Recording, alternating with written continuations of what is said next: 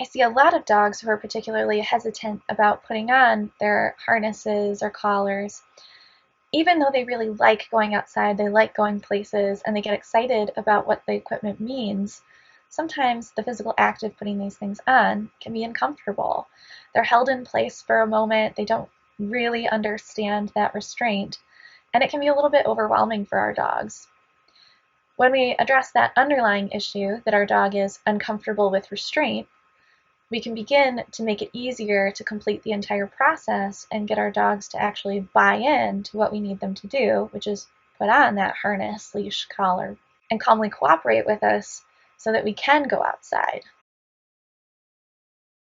If your dog becomes overexcited when they see their leash or harness, we'll begin by teaching them to remain calm and relaxed when they do first see those items. When your dog is capable of remaining calm, then we'll begin to teach them how to cooperatively put them on.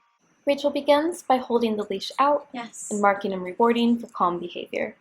She'll gradually increase difficulty by moving the leash closer to Fredo and increasing the amount of movement that the leash is making. This isn't a behavior that Fredo particularly struggles with, so he's already pretty calm. If your dog is much more excitable at the sight of his leash, you'll want to start really slow, holding the leash up at a pretty far distance and very gradually moving it closer. You may also find it beneficial to train when your dog is already calm.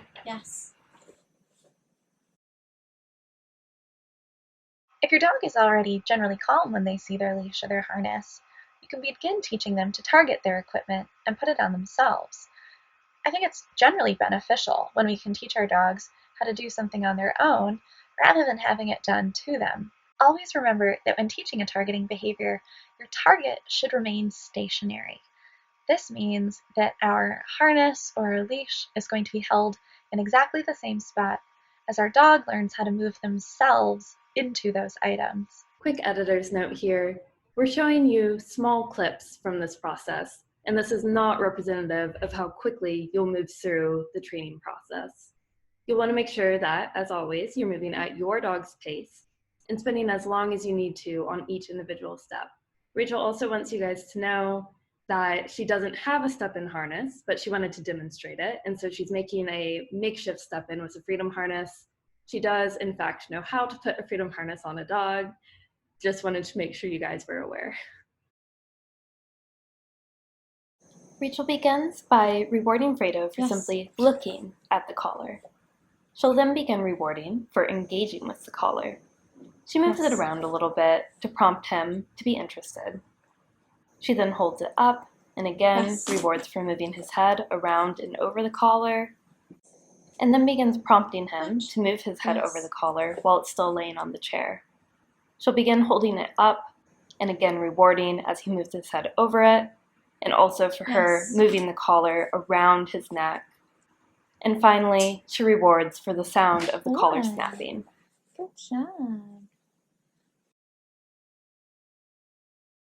Just like with the collar, Rachel is rewarding for Fredo moving his head through the harness while Rachel holds it up.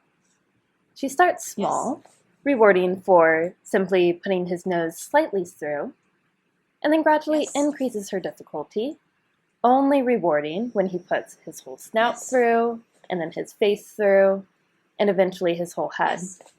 She'll finish with him putting his head through and lowering the harness down onto his shoulders, and then snapping the clips and rewarding for the sound, just like she did with that collar. Remember that the goal here is for our dog to move through the harness, and so we want to hold it up at a comfortable height that will feel natural to the dog.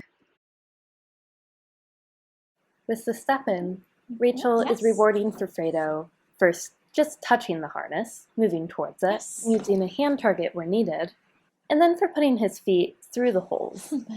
Remember, this is going to be a much slower process than what you're seeing in these short clips. As Fredo is successful, she'll begin lifting the harness up and rewarding for remaining in place, and then eventually clipping the harness on and rewarding for the sound, just like with the other gear.